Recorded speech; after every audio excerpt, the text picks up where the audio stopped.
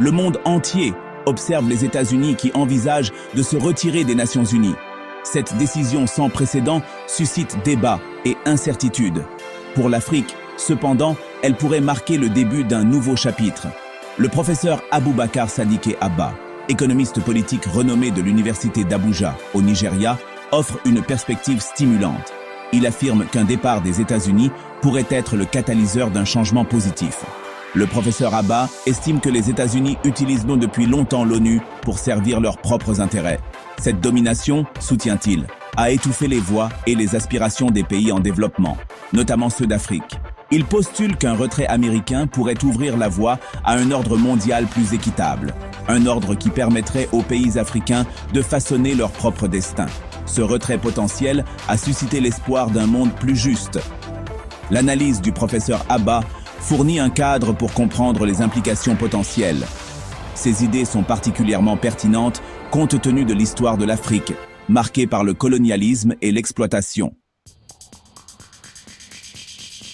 Les États-Unis ont joué un rôle clé au sein de l'ONU depuis sa création. Leur influence, cependant, a souvent été perçue comme autoritaire. Le professeur Abba soutient que les États-Unis ont constamment privilégié leur propre agenda géopolitique au sein du système des Nations Unies. Cette approche, suggère-t-il, a sapé les principes fondamentaux d'égalité et de souveraineté de l'ONU. Un exemple de cela, selon le professeur Abba, est l'utilisation du Conseil de sécurité par les États-Unis. Il affirme que les États-Unis ont souvent utilisé leur droit de veto pour protéger leurs alliés et punir leurs adversaires. Ceci, selon lui, a créé un système à deux vitesses qui mine le droit international et perpétue les inégalités mondiales. De plus, le professeur Abba affirme que les États-Unis ont utilisé leur contribution financière à l'ONU pour exercer des pressions sur d'autres États membres. Cela, selon lui, a créé un système où les pays en développement sont souvent contraints de s'aligner sur les intérêts américains pour obtenir l'aide et le soutien dont ils ont tant besoin.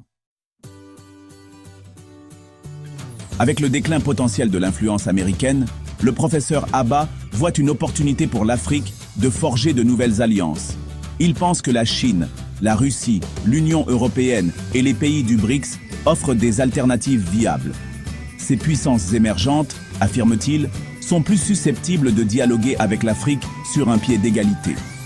La Chine, en particulier, est devenue un investisseur majeur dans les infrastructures et le développement de l'Afrique. Le professeur Abba considère cela comme une évolution positive. Il met toutefois en garde les nations africaines contre le risque de tomber dans une nouvelle forme de dépendance. Il exhorte les dirigeants africains à privilégier les partenariats qui favorisent une croissance durable et l'autosuffisance. La Russie, elle aussi, a manifesté un regain d'intérêt pour l'Afrique. Le professeur Abba voit un potentiel dans le renforcement des liens avec Moscou. Il pense que l'engagement de la Russie en faveur de la multipolarité pourrait contribuer à contrebalancer l'hégémonie occidentale. Bien que le professeur Abba soit optimiste quant au potentiel d'une ONU post-américaine, il reconnaît que des défis restent à relever. Il souligne la nécessité pour les nations africaines de présenter un front uni sur la scène mondiale. Il exhorte les dirigeants africains à donner la priorité à l'intégration et à la coopération régionale. De plus, le professeur Abba met en garde contre le fait de considérer un seul pays ou bloc comme une panacée.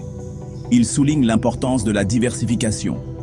L'Afrique, selon lui, doit s'engager avec un large éventail de partenaires pour défendre ses intérêts.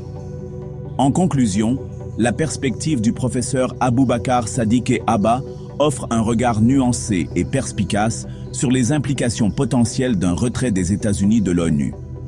Malgré les défis et les incertitudes qui subsistent, il estime que ce changement dans la dynamique du pouvoir mondial pourrait constituer une occasion unique pour l'Afrique d'affirmer la place qui lui revient de droit sur la scène mondiale.